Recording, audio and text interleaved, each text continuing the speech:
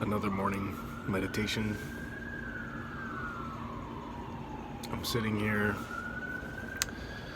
feeling a lot of things. I was working on my book last night, and it has brought up a lot from the past. I was up till about 4 o'clock in the morning working on that, just kind of dumping things that were coming up. So I'm waking up this morning very, you could say, triggered from the past. Before those sirens even showed up, which is a trigger for me, or has been so far, I was reminding myself of a meditation I do or have done, which is kind of like a body scan, which a lot of people are somewhat familiar with. Picking a point on your body, your hands, your face, your butt, feeling your butt in the seat, feeling the gravity pulling you to the earth, and just scanning, going over what you feel in the moment. And that led me to remember the here and now is a mantra that I've used for years now, to just stay in the moment, stay right here, right now. What is present in reality in this moment, right here, right now. Ask yourself that over and over and over again. And by asking, you're changing the script of what's being written on your current consciousness, instead of just sitting back and accepting all of the things that are bothering you, or being overwhelmed. If you are, you can decide to analyze it. And by starting to analyze it, you start to slowly create a sense of space between you and whatever that stimulus is, or whatever that past is that's trying to take all of your awareness from the here and now. So that's one way of meditating. That's another technique that I found to be very useful. And another thing is, I remembered, just as well as the here and now, anything that comes into my mind that isn't in my immediate surrounding, right here, right now, completely dismiss it, no matter what it is. It can be positive or negative.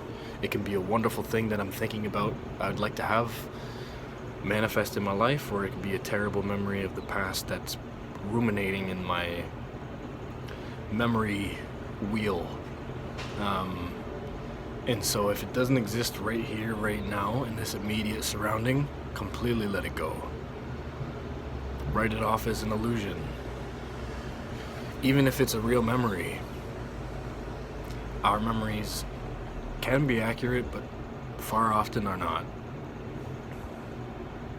So right here, right now, keep yourself as a test or as a exercise.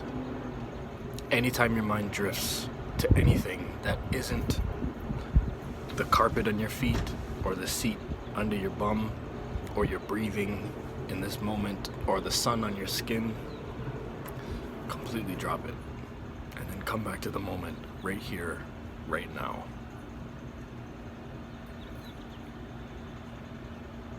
Only exist in this space. If you're sitting in a room, don't allow yourself to leave that room mentally. Of course, you can't just vanish physically, but we're so used to allowing ourselves to leave the moment mentally, leave the room that we find ourselves in, and we're living up here, instead of right here, right now, in the moment, in the flesh.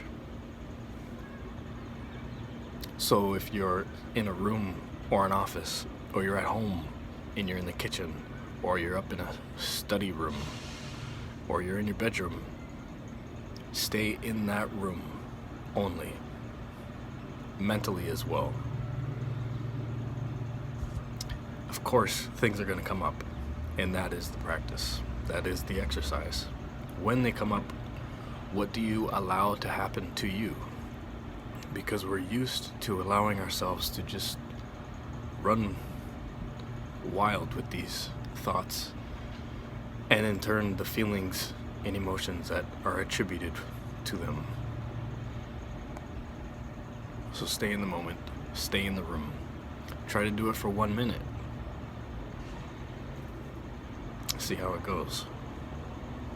If you're capable of doing that for 1 minute, after some practice, it won't come easy. Then challenge yourself to try and do it for 10 minutes. Even if you're sitting and watching a movie, or you're reading a book. Usually reading a book, I think that's why a lot of people like to read, is it assists us in staying in the moment. Whatever the words we're reading, internalizing them, visualizing them. But something like watching TV or a movie, yeah, a lot can come up in us. So try and stay in the moment.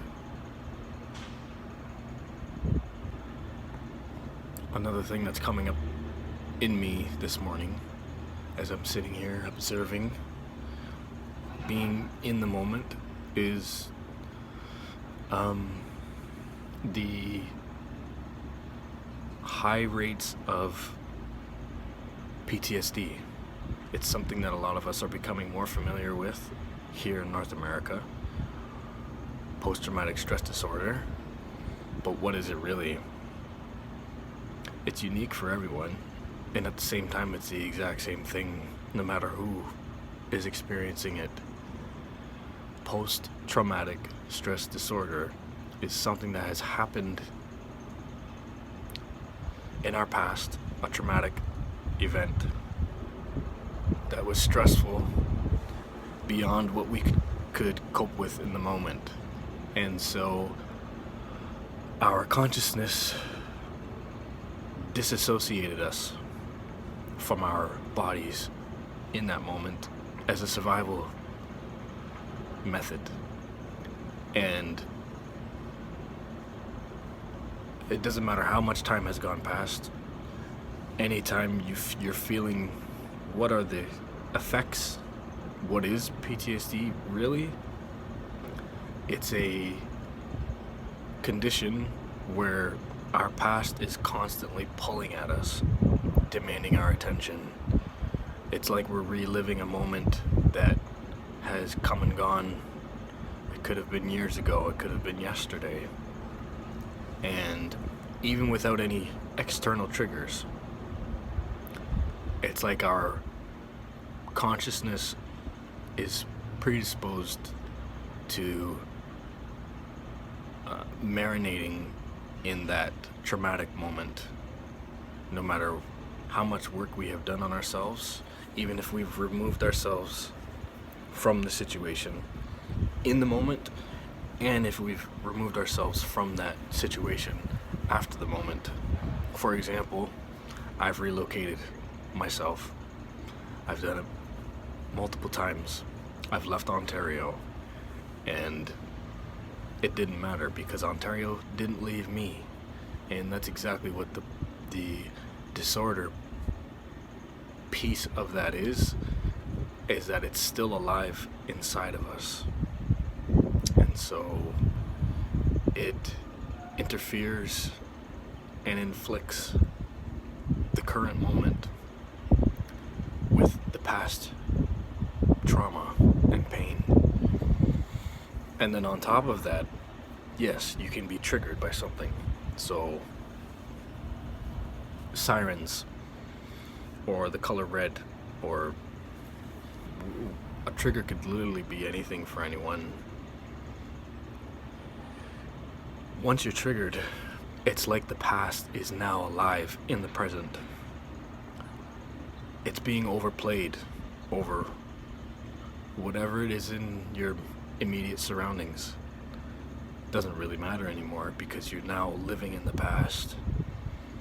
Not only mentally, but very much physically. It's a very physical sensation.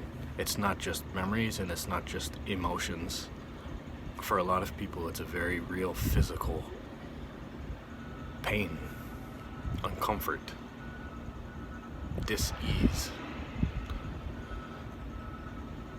And I'm going to be implementing a sub-chapter in the book. I already have a chapter called Mental Health, but I recognize now this morning that even just PTSD could be an entire chapter. It could be an entire book itself. It's still, although we feel like as a society we know exactly what it is now, we still have no idea. I'm interested in the official definition. I'm going to go and look it up shortly.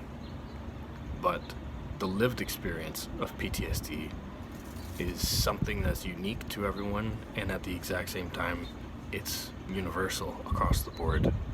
The symptoms, the sensations, the life effects it has on every single aspect of our lives. Our relationships, our energy level, everything. And so the better we can understand the lived experience of what PTSD is, not just the definition, I think and believe and feel that more of us will benefit from more of us truly understanding what that state is.